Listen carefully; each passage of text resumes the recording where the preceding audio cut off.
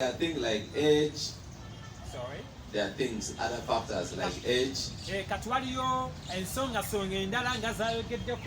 Some cancers are more. Some cancers are more as someone ages.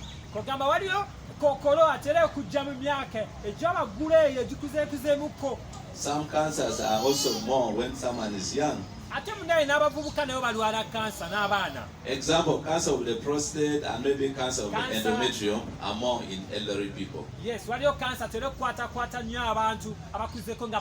cancer. And then there are cancers like leukemias. There are acute leukemias are more in younger people. Cancer leukemia. Cancer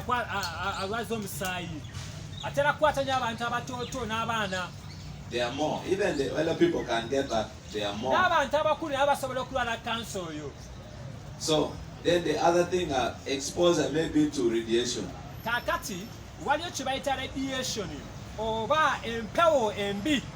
Maybe in a way or a dose which is higher.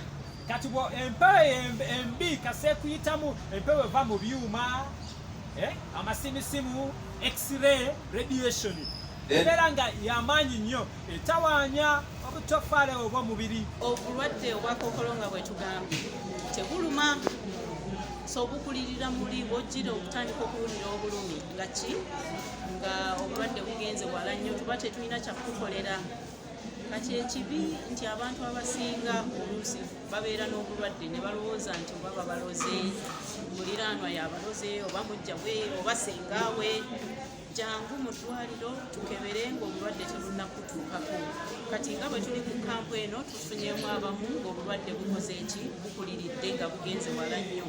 Ng'ate tubasanze wano mu community, so tubeegayiridde temugenda mu basawo baganga bano biki mujje obulwadde tukole ki tubujjanjabe. Kansa tebamuloga nedda taliiyo, naye mujje tubajjanjabe tubasalire n'amagezi amalala gonna.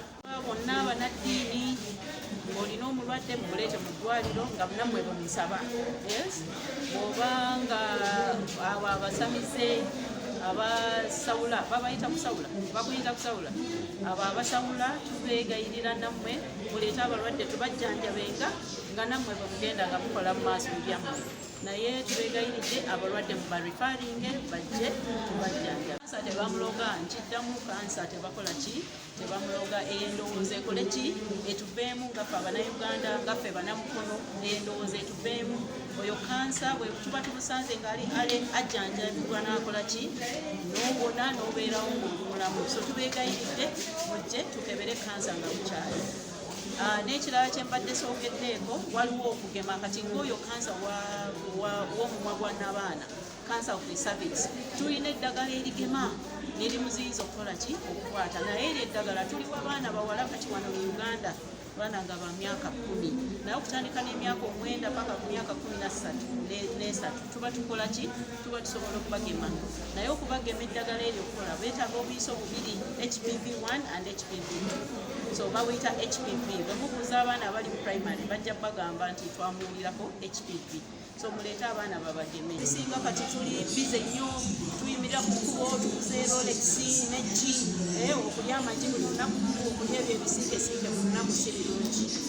So n'okulya omunnyo mu mmere. Mu Uganda wano abantu balya nnyo omunnyo mungi, ne baguteeka mu bba, ne baguteeka mu drinks, ne baguteeka mu muceere. So everywhere omunnyo ne gubanga mungi nnyo mu mmere. So bwe tusala omunnyo ne tukendeeza ku half of the salt we have been eating in our meals, ekyo kiba kituyamba nnyo. Kati ekirala kye tusobola okukola kwe kulya ebibala. Tulye fruits nnyingi, tulye watermelon, tulye obutunda, tulye emiyembe, tulye amapaapaali, tugalye gonna ng'ate si mafumbe nga gali fresh. Eriyo n'okulya vegetables nga nakati, bugga, naye ebiseera ebisinga tubifumba ne bikuwamu ne nutrients. Naye oluusi tusobola okukola oyo nakati ne tukolamu juice, ne tutambulamu obutunda. Tusobola okubisekulamu kimu ne tukolamu juice, ne tukola ki ne tumunywa bwebanga bubisi. Kubanga omusumba oyo yatutuma tusobole okukola omulimu okuvaana bulungi okutuukira abantu abawansi ne tubabulira ekigambo kya Katonda ne tubaleetera obuweereza nga buno obw'okuba nti no tubakebera endwadde nga zino ne tubatwala mu basawo abakulu ne babajjanjaba nga obudde bukyali bwe bajja ne batutuukira ne tusobola okutaasa embeera n'obulamu bwabwe. N'ekirala ekinkosezza kino kubanga ndi mutwe okuli emabega w'omulimu ekoleddwa wano olwaleero Mukono main hospital.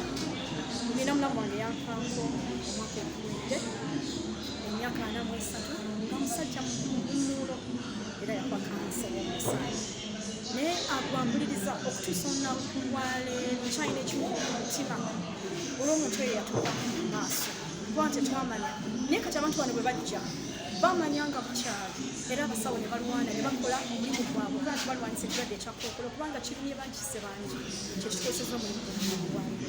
Katonda ye muwonya asooka tusooka ne tukubulira enjiri ne tukutwala mu maaso ga Katonda ne tukwanjira eri Katonda enjiri bw'ogikkiriza n'okozesa okukkiriza okubudde mu kigambo kye tukubulidde osobola okuwonyezebwa kubanga tukirabye akatabo kano kenkute mu maaso gange kajjudde okukkiriza abakozesa okukkiriza kwabwe ne bawonyezebwa naye ate era n'abasawo Katonda yabateekawo ku nsi okuba nti ne be batuyambako nga tukozesa okukkiriza kwabwe n'okwabwe okuwonya endwadde ziba zituluma.